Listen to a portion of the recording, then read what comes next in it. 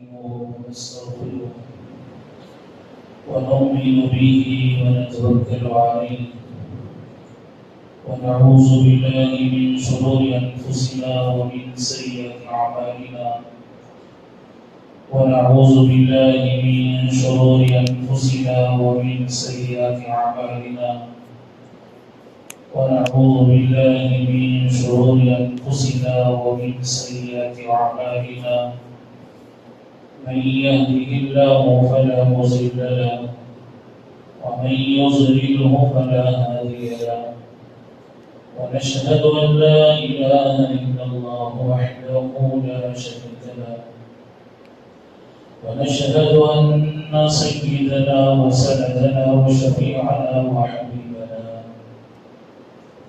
ونبينا ومولانا محمدا عبده ورسوله أما بعد فأعوذ بالله من الشيطان الرجيم بسم الله الرحمن الرحيم إن الله يأمركم أن تؤدوا الأمانات إلى أهلها وإذا حكمتم بين الناس أن تحكموا بالقسط وقال تعالى فإن أمن بعضكم بعضا فليؤدي الذي اؤتمن أمانته وليتق الله ربه ولا تكتموا الشهادة ومن يكتمها فإنه آثم قلبه والله بما تعملون عليم. قال النبي صلى الله عليه وسلم لا إيمان لمن لا أمانة له. صدق الله العظيم وصدق رسوله النبي الكريم ونحن على ذلك لمن الشاهدين والشاكرين والحمد لله رب العالمين. اللهم صل على محمد وعلى آل محمد كما صليت على إبراهيم وعلى آل إبراهيم إنك حميد مجيد. اللهم بارك على محمد وعلى آل محمد كما باركت على إبراهيم وعلى آل إبراهيم إنك حميد مجيد. رب اشرح لي صدري ويسر لي أمري واحلل عقدة من لساني يفقهوا قولي. عزیزان محترم، برادران اسلام، امت کا عظیم سرمایہ، نوجوانان قوم اور میرے دوستوں بزرگوں، اللہ رب ذوالجلال کا بے انتہا احسان اور کرم ہوا کہ اللہ رب العزت نے ہم سب کو جمعہ کے موقع پر کچھ سننے اور سنانے کے لیے یہاں پر جمع فرمایا. اللہ رب العزت ہم سب کے جمع ہونے کو قبول فرمائے اور اس کو ہمارے لیے آخرت کا ذخیرہ بنائے. اللہ تعالیٰ نے میری آپ کی ساری انسانیت کی ہدایت، ہم سب کی اصلاح کے لیے، ہم سب کو صحیح اور سیدھی راہ دکھلانے کے لیے اس دنیا میں بے شمار حضرات انبیاء علیہ نبینا علیہ السلام کو روانہ فرمایا. میری آپ کی ساری انسانیت کی ہدایت کے لیے، اصلاح کے لیے اللہ نے اپنی مقدس اور بابرکت کتاب قرآن مجید نازل فرمایا. قرآن مجید میں اللہ رب العزت نے جن چیزوں کا تذکرہ فرمایا ہے، اگر قرآن کو گہری نگاہ سے دیکھا جائے تو ایسا معلوم ہوتا ہے کہ اللہ نے اس کے اندر دو چیزوں کو بیان فرمایا. ایک وہ چیز ہے جس کا تعلق اللہ سے ہے، جیسے اللہ پر ایمان لانا، اللہ کو ماننا، اللہ کی قدرت کو ماننا، اللہ کی وحدانیت کو تسلیم کرنا، اور اللہ کے علاوہ ساری دنیا سے کچھ بھی نہیں ہو سکتا. ساری دنیا والے مل کر اللہ کے بغیر کچھ بھی نہیں کر سکتے، اس کا یقین اور ان سب چیزوں کے اوپر ایمان لانا۔ اور دوسری جو چیز ہے وہ اللہ نے جو بیان فرمایا ہے وہ حقوق العباد ہے۔ ایک حقوق اللہ ہے جس کے اندر اللہ کے حقوق آتے ہیں، اور دوسرا حقوق العباد ہے جس کے اندر بندوں سے متعلق حقوق آتے ہیں۔ تو یہ دو چیزوں کو اللہ رب العزت نے قرآن مجید میں بڑی تاکید کے ساتھ بیان فرمایا ہے۔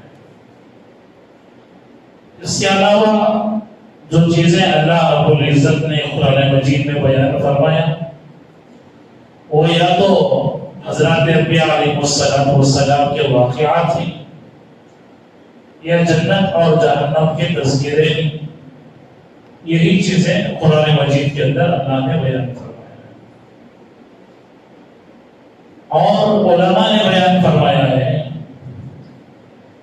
کہ اللہ سے متعلق جتنے حقوق ہیں، جیسے نماز ہے، روزہ ہے، حج ہے، زکوٰۃ ہے، قربانی ہے، اور بھی ایسے بہت سارے چیزیں ہیں جن کا تعلق اللہ کی ذات سے ہے۔ اگر اس کے اندر کچھ کمی پیشائی ہو جاتی ہے، اونچ نیچ ہو جاتی ہے، تو اللہ رب العزت تو با اختیار بادشاہ ہے۔ وہ اللہ اتنی بڑی قدرت اور طاقت کے مالک ہیں کہ کسی انسان کو بغیر کچھ کیے کہ بھی معاف فرما سکتے ہیں اور اسے کامیاب فرما سکتے ہیں۔ اور اس کی عطا اور اس کی مہربانی اور اس کا لطف و کرم ہے۔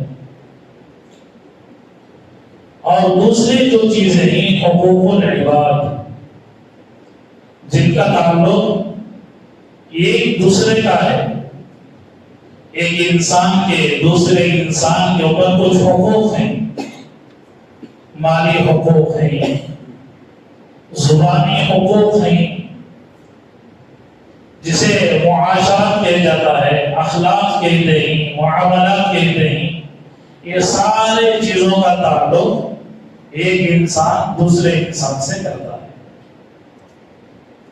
اس کے اندر علماء نے بیان فرمایا ہے اگر اس کے اندر کچھ اونچ نیچ ہو جاتی ہے، کمی بیشی ہو جاتی ہے، تو اللہ رب العزت بھی ان کو معاف نہیں فرمائیں گے جب تک بندے آپس کے اندر ان کو معاف نہ کر لیں، صلح صفائی نہ کرو۔ اللہ بھی کہہ دیں گے جب تک تم ایک دوسرے کو آپس میں معاف نہیں کرو گے، میں تمہارے حقوق دلانے کے لیے تیار ہوں۔ حتیٰ کہ احادیث کے اندر آیا ہے اتنی باریک باریک چیزوں کے فیصلے کیے جائیں گے، اتنی چھوٹی چھوٹی چیزوں کے بارے میں اللہ رب العزت عدل اور انصاف کے ساتھ معاملہ فرمائیں گے۔ اگر کسی بے زبان جانور کو اللہ رب العزت نے دنیا میں سینگ والا بنایا، اس سینگ والے جانور نے بے سینگ والے جانور کے اوپر دنیا میں حملہ کر دیا، دنیا میں اس کا بدلہ لینے کی طاقت نہیں، تو اللہ رب العزت کل قیامت کے دن جو سینگ والی بکری ہوگی اسے اللہ رب العزت اپنے دربار میں لائیں گے، اور دنیا کے اندر جسے سینگ نہیں تھے اسے سینگیں دیں گے، اور فرمائیں گے تو دنیا کے اندر کمزور تھی، دنیا کے اندر تو بے بس تھی، دنیا کے اندر تیرے اندر فیصلہ لینے کا، بدلہ لینے کا حق نہیں تھا، لیکن آج اللہ نے تجھے قدرت دے دیا ہے، اللہ نے تجھے استطاعت دے دیا ہے، تو اپنا بدلہ میرے دربار کے اندر لے سکتی۔ اتنی باریک باریک باتوں کا اللہ رب العزت کی عدالت میں، اللہ کے دربار میں فیصلے کیے جائیں گے۔ جب اتنی چھوٹی چیزوں کے بارے میں اللہ رب العزت فیصلے فرمائیں گے تو کیا جس آدمی نے دوسروں کے حقوق کو پامال کر دیا، ایک آدمی نے دنیا کے اندر رہتے ہوئے اپنی طاقت کے بل بوتے پر، اپنے زبان کے بل بوتے پر، اپنے عہدوں کے بل بوتے پر دوسروں کے ساتھ ناانصافی کیا، دوسروں کے اوپر جو ظلم کیا، کیا اللہ رب العزت ان چیزوں کا بدلہ نہیں لے سکیں گے؟ اللہ کے نبی علیہ السلام نے بیان فرمایا من فارق روح من الجسد، جس آدمی کی روح انسان کے بدن سے اس حالت میں نکالی گئی کہ اس کے اندر اگر 3 بڑے گناہ نہیں پائے گئے تو اللہ رب العزت اسے ضرور جنت کے اندر داخل فرمائیں گے۔ 3 بڑے گناہ کسی بھی انسان کے اندر اگر نہیں پائے گئے تو وہ آدمی اللہ سے اس حال میں ملاقات کرے گا، اللہ ان سے راضی ہوں گے اور اسے جنت کے اندر داخل کریں گے۔ اللہ کے نبی علیہ السلام نے فرمایا الاشراک باللہ، اللہ کے ساتھ وہ آدمی کسی کو شریک نہ کرتا ہو، شرک نام کی کوئی چیز اسے نہیں، خالص توحید اللہ پر اور اللہ کے فیصلوں پر، اللہ کے کاموں پر اس آدمی کو بھروسہ ہو، آدمی کا ایمان اللہ کی ذات کے اوپر ہو، شرک سے نفی کرتا ہو، شرک کا کوئی کام اس کے زندگی کے اندر نہ ہو۔ اور دوسرا بیان فرمایا کہ اس آدمی کے اندر تکبر نہ ہو، بڑائی نہ ہو کہ میں ہی ہوں، میرے علاوہ دوسرا کچھ بھی نہیں ہے۔ یہ تکبر اور بڑائی انسان کے دل کے اندر نہ ہو۔ حضرت صحابہ نے اللہ کے نبی علیہ السلام سے پوچھا اللہ کے نبی تکبر کیا یہی ہے کہ آدمی اچھا لباس پہنے، اچھا رہن سہن اختیار کرے اور اچھی سواریوں کے اندر پھرے جس کے اندر آدمی کے اندر بڑائی پیدا ہو جائے؟ آپ علیہ السلام نے فرمایا تکبر اچھا لباس پہننے کے اندر نہیں ہے، تکبر اچھی سواریوں کے اندر پھرنے میں نہیں ہے، اور تکبر اچھے عالیشان مکان کے اندر رہنے میں نہیں ہے، بلکہ آپ علیہ السلام نے فرمایا تکبر یہ ہے کہ آدمی اللہ سے اعراض کرے اور دوسروں کو حقیر سمجھ رہے، اسے کہتے ہیں تکبر۔ ایک تو آدمی اپنے آپ کو بڑا سمجھ رہا ہے، اور دوسری چیز آدمی کے دل کے اندر یہ ہے کہ میں ہی سب کچھ ہوں اور یہ میرے سامنے والا کچھ بھی نہیں ہے، اس کی حقارت ہے، اس کے بارے میں کینہ ہے۔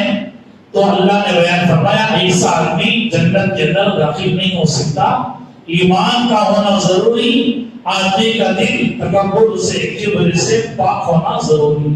اور تیسری چیز اللہ کے نبی علیہ السلام نے فرمایا الخیانہ، کہ آدمی اس کی زندگی کے اندر کسی بھی چیز کے تعلق سے وہ خیانت نہ کیا ہوا، ہمارے داری کے ساتھ اپنے پورے معاملات کرتا ہو، اور اس چیز کے اوپر امانت سے کام لینے میں اپنے پارٹنر کا اور اپنے اللہ کا خیال رکھا ہوا ہو، ایسا آدمی کل قیامت کے لیے ضرور جنت کے اندر داخل ہو جائے گا۔ اللہ کے نبی علیہ السلام نے ان 3 آدمیوں کے بارے میں بیان فرمایا کہ یہ 3 آدمی ایسے ہوں گے کل قیامت کے اندر، اگر کسی بھی انسان کے اندر یہ 3 چیزوں سے اس کا دل بالکل پاک صاف ہے، شرک نہیں ہے، تکبر نہیں ہے، خیانت نہیں کیا ہوا ہے، تو اللہ رب العزت اسے جنت کے اندر داخل فرمائیں گے۔ حضرت عیسیٰ علیہ السلام بیان فرماتے ہیں کہ ایک مرتبہ حضرت عیسیٰ علیہ السلام ابلیس شیطان کو دیکھتے کہ وہ 5 گدھوں کے اوپر الگ الگ چیزوں کو رکھ کر ان کو ہانکتے ہوئے لے کر کسی جگہ کے اوپر جا رہا ہے۔ حضرت عیسیٰ علیہ السلام نے اسے پوچھا، ارے ابلیس یہ کیا ہے؟ تو اس نے کہا کہ میں نے لوگوں کو گمراہ کرنے کے لیے، لوگوں کو برباد کرنے کے لیے ان گدھوں کے اوپر کچھ چیزوں کو میں رکھا ہوا ہوں تاکہ لوگوں کو میں اس کے ذریعے سے گمراہ کر سکوں۔ حضرت عیسیٰ علیہ السلام نے اسے پوچھا کہ ارے مجھے بھی تو ذرا بتا کہ ان کے اندر تو کیا رکھا ہوا ہے جس کے ذریعے سے تو لوگوں کو گمراہ کرتا ہے۔ تو مجھے عرض یہ کرنا ہے کہ چند چیزیں اس میں سے اس نے گنوایا۔ پہلی چیز اس ابلیس نے، شیطان نے حضرت عیسیٰ علیہ السلام سے فرمایا کہ دیکھو اس گدھے کے اوپر مکر اور فریب ہے، دھوکہ ہے اس کے اندر۔ حضرت عیسیٰ علیہ السلام نے پوچھا یہ گدھا جس کے اوپر مکر ہے، فریب ہے، دھوکہ ہے اور چالاکی ہے، عیاری ہے، ہوشیاری ہے، اسے تو لے جا کر کہاں بیچے گا؟ کون اس کے خریدار ہے؟ تو ابلیس نے کہا کہ میں یہ چیزیں لے جا کر عورتوں کو سیل کروں گا۔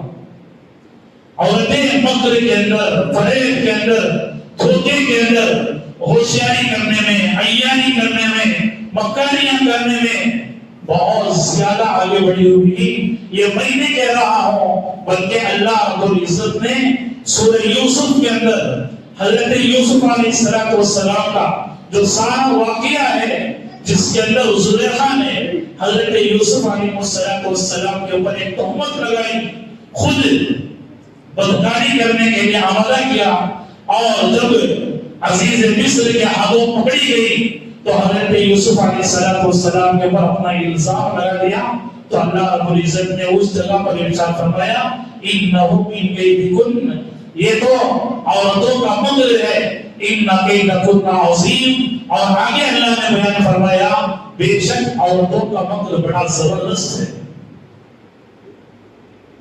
یہ بہلانے کے لیے، پھسلانے کے لیے اور فتنے کے اندر مبتلا کرنے کے لیے نہ جانے کیسے کیسے چیزوں کو یہ اپناتے ہیں۔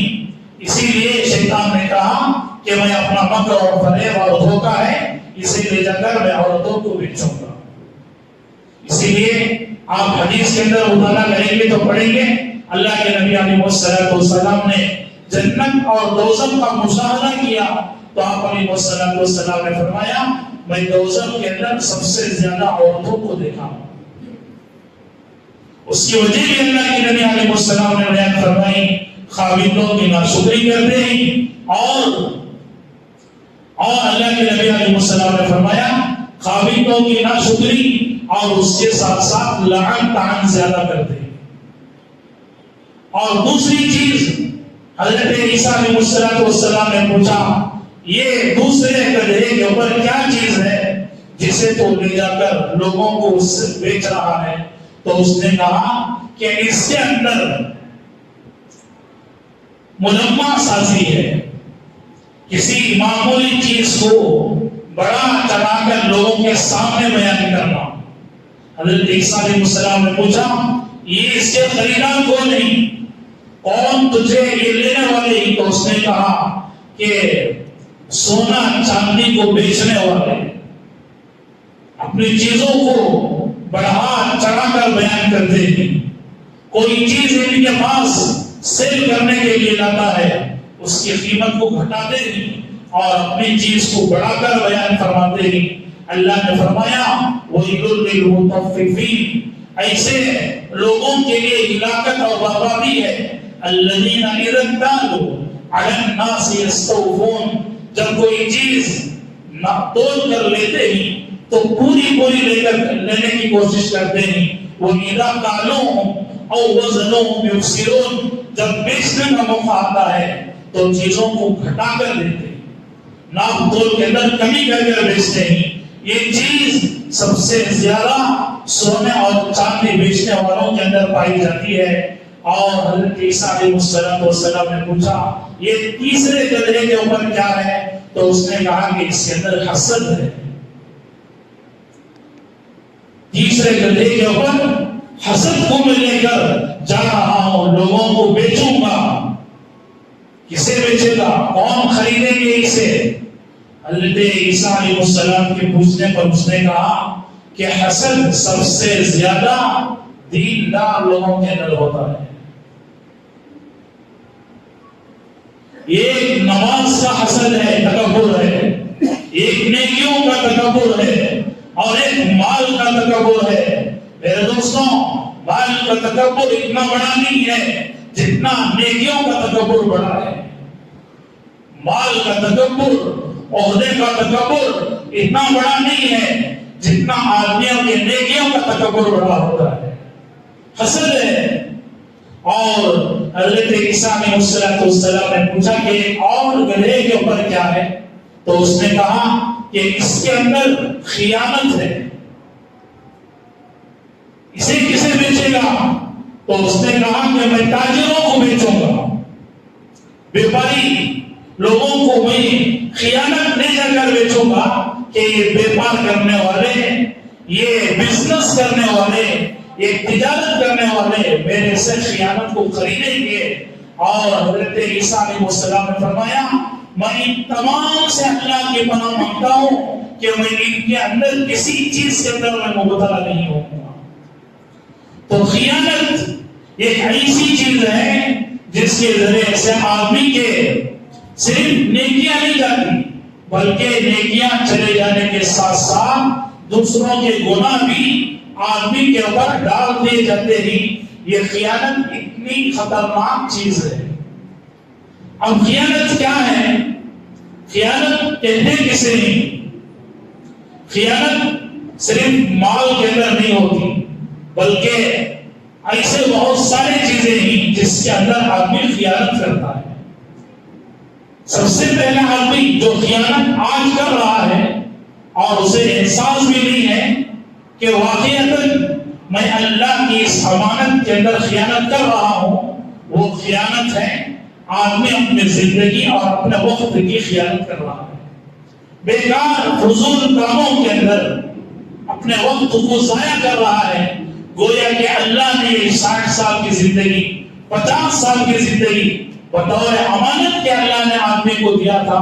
इसका एक बहुत बड़ा हिस्सा ये आदमी अपनी जिंदगी के अंदर खियानत कर फजूल बेकार कामों के अंदर इसे जाया कर रहा है। इसका एक एक लम्हा और एक एक सेकंड इसका हिसाब अल्लाह की अदालत में अपने को देना है। और दूसरी जो खियानत की किस्म है, वो खियानत आदमी करता है मजलिसों के अंदर। एक मजलिस के अंदर चंद आदमी बैठे हुए हैं। अल्लाह के नबी अलैहिस्सलाम ने फरमाया अल मजालिसु मुतमनुन, 3 आदमी बैठकर जो बात करते हैं, 3 आदमियों के दरमियान चौथा आदमी अल्लाह वहां पर गवाह है। मा यकूनु मिन नजवा सलासति इल्ला हुवा राबिउहुम, 3 आदमी अगर बात करे तो तुम्हारा चौथा अल्लाह है, राबिउहुम। और अगर तुम 5 आदमी किसी जगह पर बैठकर बात कर रहे हो तो छठा आदमी वहां पर अल्लाह है। अल्लाह के नबी ने फरमाया अल मजालिसु मुतमनुन, मजलिसें अमानत हुआ करती। मजलिस में की हुई बातें, एक बैठक के अंदर की हुई बातें आदमी इसे ले जाकर दूसरी जगह के ऊपर नहीं बयान कर सकता। आज क्या हो रहा है? चंद आदमी बैठकर कुछ बातचीत कर लिए, इन्हीं में का एक आदमी जाकर दूसरी जगह के ऊपर बातों को पहुंचाने वाला बन जाता है। ये भी आदमी अपने अंदर खियानत कर रहा है। आदमी ने बतौर अमानत के राज में रखने के लिए कोई बात अपने दोस्त से कहता है बतौर राज के मैं आपको ये बात कह रहा हूं, आपकी जिम्मेदारी है ये बात आप किसी और से ना कहें। अब आदमी की भी जिम्मेदारी बनती है ہم دونوں کے درمیان میں کوئی تیسرا آدمی نہیں ہے، اللہ ہمارا تیسرا آدمی ہے۔ اس چیز کو سمجھتے ہوئے آدمی کو چاہیے کہ اس راز کے بات کی حفاظت کرنے والا بنے۔ تیسرا آدمی کو معلوم کرانا اس کی اجازت نہیں۔ آج نہ ہماری مجلسیں محفوظ نہیں، نہ ہماری محفلیں مجلس نہیں، نہ ہمارے مشورے محفوظ نہیں۔ ایک مشورے کے اندر کیا بات ہوتی ہے، مشورہ ختم ہونے کے بعد اس کا ایک دوسرا پہلو دوسرا آدمی اختیار کرنے لگ جاتا ہے۔ یہ بھی اللہ رب العزت ان مجلسوں کے بارے میں آدمی سے سوال کریں گے، کیا تیرے مجلس کے درمیان میں، تیری محفل کے درمیان میں جو باتیں ہوئی تھی، کیا تیرے پاس وہ بطور امانت کی نہیں تھی؟ تم نے اس کے اندر خیانت کیوں کیا؟ چند مشورہ جمع ہو جائے، کوئی بات ان کے درمیان میں آ گئی، یہ نکل کر الگ الگ ہو جانے کے بعد، متفرق ہو جانے کے بعد، جن مشورات نے یہاں پر بیٹھ کر بات کیا، اسی کے اندر ان باتوں کو ختم کرنا ضروری تھا۔ اگر ان میں کی کوئی ایک عورت بھی کسی دوسرے عورت سے اس کا تذکرہ کرتی ہے، کل قیامت کے دن اللہ رب العزت اس کے بارے میں پوچھیں گے۔ دین کی باتیں ایک دوسرے کو بتانے کے لیے تیار نہیں، نیکی کے کام ایک دوسرے کو بتانے کے لیے تیار نہیں، نماز کا حکم دوسرے کو کرنے کے لیے تیار نہیں، نبی کے سنتوں کا شوق دوسرے کو دلانے کے واسطے تیار نہیں۔ ان سب باتوں کو دل و دماغ سے بھلا دیا جاتا ہے اور ان سب کے اوپر کسی کی نظر نہیں رہتی، اس کے تذکرے کسی کی مجلس کے اندر نہیں ہوتے۔ اگر یہی چند آدمی بیٹھ کر کوئی خفیہ بات کرتے ہی تو یہ خفیہ باتیں فوراً دوسروں کے پاس چلی جاتی ہیں۔ دوستوں، اس زمانے کے اندر ہماری مجلسوں کے اندر خیانت کرنے کی ایک شکل یہ بھی پائی جا رہی ہے۔ اور مال کی طرف، اب مال کی خیانت کیا ہوتی ہے؟ آدمی مال کے اندر خیانت کیا تو اللہ رب العزت اسے دنیا کے اندر اور آخرت کے اندر کیا سزائیں دینے والے ہیں۔ حضرت عیسیٰ نبی علیہ السلام کے زندگی کے حالات کے اندر لکھا ہوا ہے، حضرت عیسیٰ علیہ السلام یہ قبرستان کے پاس سے گزر رہے تھے۔ ایک عابد، ایک عبادت گزار کہ جس نے اپنی ساری زندگی کوئی مزدوری کر کر محنت کر کر کماتا تھا اور اس محنت کیے ہوئے پیسوں میں سے صدقہ خیرات بھی کیا کرتا تھا، ایسے آدمی کے قبر کے پاس سے گزر ہوا۔ حضرت عیسیٰ علیہ السلام نے اس عابد سے کہا کہ اے عابد، اللہ کے حکم سے کھڑا ہو جا۔ یہ آدمی حضرت عیسیٰ علیہ السلام کو اللہ نے چند خصوصیات عطا فرمائی، ان میں سے خصوصیت یہ تھی کہ یہ مردوں سے بات کر لیا کرتے تھے۔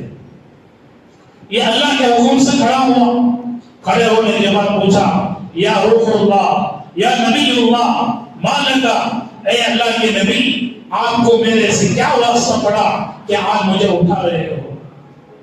اس نے کہا کہ میرے مرے ہوئے 1000 سال ہو گئے ہیں، لیکن ایک میرے گناہ کی وجہ سے اللہ رب العزت مجھے عذاب کے اندر مبتلا کر کر رکھے ہوئے۔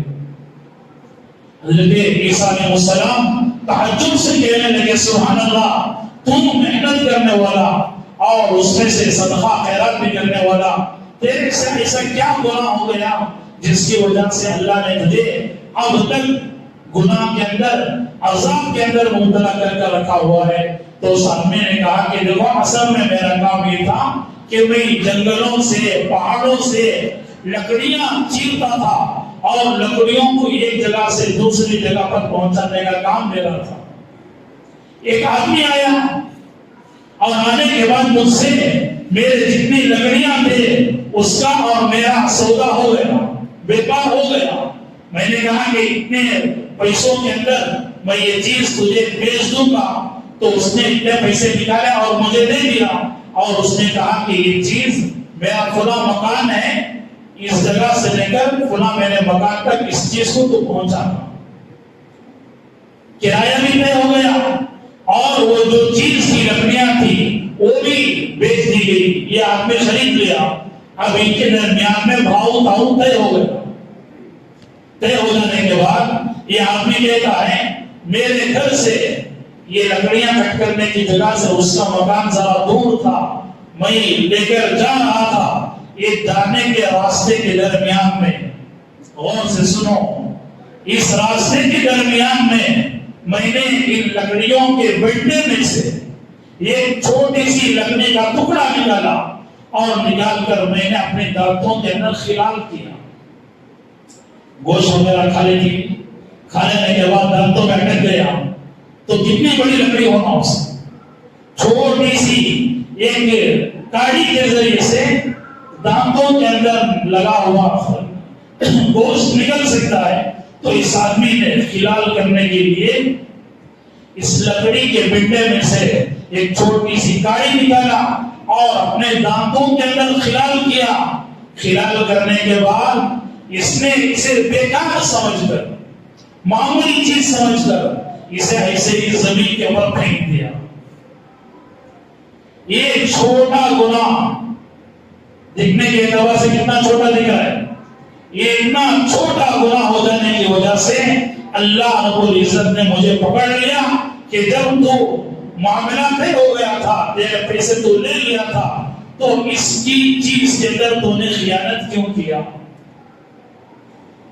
جب تیرا کام ہو گیا تو پھر دوبارہ اسے اسی بنڈے کے اندر رکھنا چاہیے تھا، تو نے معمولی سمجھ کر اسے پھینک دیا۔ یا نبی اللہ، یا روح اللہ، اے حضرت عیسیٰ، اسی گناہ کی وجہ سے اللہ رب العزت نے مجھے عذاب کے اندر مبتلا کر دیا ہے۔ آج معاملات دیکھو، لوگوں کے پیسے لینے کے بعد ادا کرنے کا کوئی کام نہیں، کہاں کہاں خیانت چل رہی ہے، کہاں کہاں دھوکہ دیا جا رہا ہے۔ میرے دوستوں، میرے سے زیادہ معاملات کرنے والے آپ نہیں، میرے سے زیادہ بازاروں میں چلنے پھرنے والے آپ نہیں، میرے سے زیادہ بازار میں اٹھنے بیٹھنے والے آپ نہیں۔ آپ اندازہ کر سکتے ہیں لوگوں کے ساتھ کس طریقے سے دھوکہ دیا جا رہا ہے، لوگوں کے ساتھ کس طرح کی خیانتیں کی جا رہے ہیں۔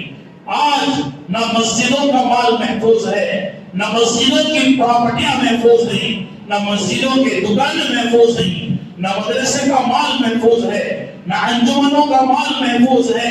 کتنی بڑی بڑی خیانتیں آج لوگ کیا سمجھ کر رہے ہیں؟ کیا اللہ کے دربار میں جا کر ان سب چیزوں کا حساب دینا نہیں ہے؟ یہ معمولی گاڑی کے استعمال پر اللہ نے عذاب کے اندر مبتلا کر دیا۔ یہ پیسے ڈبانے والے، ایک دوسرے کو دھوکہ دینے والے، ایک دوسروں کی امانت میں ہڑپ کرنے والے، کیا انجام ہوگا کل قیامت کے دن؟ آؤ امانت داری کے ساتھ کام کرنے والے بنو، امانت داری کے ساتھ اللہ کو حاضر ناظر رکھ کر کام کرنے والے بنو۔ کوئی دیکھے یا نہ دیکھے، میرا اللہ مجھے دیکھ رہا ہے، میرے فرشتے مجھے دیکھ رہے ہیں، میری خبر میں جانے کے بعد میرا مال نہیں آئے گا، میری خیانتیں کام نہیں آئے گی، میرے پراپرٹیاں کام نہیں آئیں گی، امانت داری کام آئے گی، اللہ سے ڈرنے کا خوف کام آئے گا۔ اس سے زندگی گزارنے والوں کے واقعات کو سنو۔ حضرت قاضی ابو بکر المزنی رحمۃ اللہ علیہ کہتے ہیں کہ میں کئی سال تک مکہ مکرمہ کے اندر جا کر بیٹھ گیا تھا، میرے پاس کوئی چیز نہیں تھی۔ ایک مرتبہ مجھے سخت بھوک محسوس ہوئی، پیاس محسوس ہوئی، میرے پاس کھانے کے لیے کھانا نہیں، پینے کے لیے پانی نہیں، فاقہ میری زندگی کے اوپر آ گیا۔ آؤ ان اللہ والوں کی واقعات کو سنو، اپنی زندگیوں کو تبدیل کرنے کے فیصلے کرو۔ حضرت فرماتے ہیں مکہ مکرمہ کی زندگی کے اندر اس سے پہلے اس طرح کا کوئی فاقہ میرے زندگی کے اندر نہیں آیا تھا۔ بھوک سے بیکار ہو گیا، پیاس سے بیکار ہو گیا، باہر نکلا، دیکھتا ہوں کہ میرے کھانے کا کوئی انتظام ہو سکتا ہے کہ نہیں ہے۔ مکے کے باہر چلے گئے، راستے سے جا رہے تھے، فرماتے ہیں کہ اسی درمیان میں ایک ریشم کی تھیلی مجھے دکھائی دی، اور اس کی جو ڈوری تھی وہ بھی ریشم کی بنی ہوئی تھی۔ یہ مجھے ملی، اور ملنے کے بعد میں سمجھنے لگا کہ اللہ کی طرف سے کوئی انتظام ہو گیا ہے. ہمارے ساتھ بھی اس طرح کا معاملہ پیش آتا ہے. کیا سمجھتے ہیں اللہ کی مدد آ گئی میرے پاس, اللہ کی نصرت آ گئی میرے پاس, یہ سمجھ کر اپنا مال سمجھ کر ہم استعمال کرنے لگ جاتے ہیں. یہ فرماتے ہیں اس تھیلی کو لے کر آیا میں, اور اللہ کے سوا اس چیز کو دیکھنے والا کوئی نہیں تھا, کوئی تیسرا آدمی نہیں ہے. اپنے کمرے کے اندر لے کر آیا, کھول کر کیا دیکھتا ہوں کہ ہیرے جواہرات سے جڑا ہوا ایک قیمتی ہار اس تھیلی کے اندر پڑا ہوا ہے. میرا دل خوش ہو گیا, لیکن استعمال نہیں کرے. فرماتے ہیں اتنے میں تھوڑی دیر کے بعد ایک آدمی آواز لگاتے ہوئے آیا کہ میری یہ تھیلی گم ہو گئی ہے, جو آدمی مجھے یہ تھیلی دے گا 500 دینار, 500 سونے کے سکے میں اسے دینے کے لیے تیار ہوں. ابھی کے دل کے اندر خیال آیا, سونے جواہرات سے جڑی ہوئی ہار ملا ہے اور ایک طرف یہ 500 دینار دے رہا ہے. کیا کرنا چاہیے؟ اللہ کا ڈر تھا زندگیوں کے اندر, اللہ کا خوف زندگیوں کے اندر تھا. آدمی کو لے کر گئے, اس سے پوچھا تیری تھیلی کیسی تھی؟ اس نے بتایا یہ علامت ہے, یہ نشانیاں ہیں اس کے. اور پوچھنے لگے اس کے اندر کیا تھا؟ اس نے کہا کہ ہیرے جواہرات سے جڑا ہوا ایک ہار میں نے اس کے اندر رکھا. فرمایا اس کی ڈوری کیسی تھی؟ اس نے کہا کہ ریشم کی ڈوری اس کے اوپر میں بندھا ہوا تھا. ساری علامتیں ظاہر ہو گئی, ساری نشانیاں معلوم ہو گئی. تو اب ان قاضی ابوبکر نے اپنے ان ہیرے جواہرات سے ملی ہوئی قیمتی جو تھیلی تھی اسے اس آدمی کے حوالے کر دیا. چاہتے ہیں بھوک پیاس کی بے تابی کی وجہ سے اپنے پاس رکھ سکتے تھے, جھوٹ بول سکتے تھے, دھوکہ دے سکتے تھے, یا ایسا بھی کر سکتے تھے کہ اسے ملاقات ہی نہیں کرتے.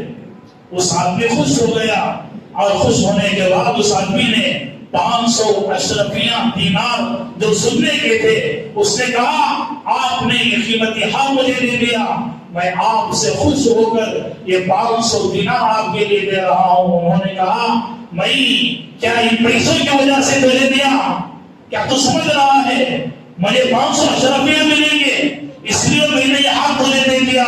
میں نے اللہ کو راضی کرنے کے لیے کام کیا ہے. یہ تھیلی بھی تو رکھ لے, اور تیرے اشرفیوں کی بھی مجھے ضرورت نہیں ہے, یہ بھی تو ہی رکھ لے.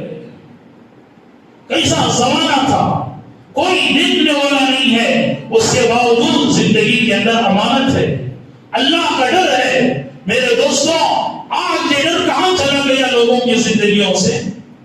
کیوں اللہ کا ڈر پیدا نہیں ہو رہا ہے؟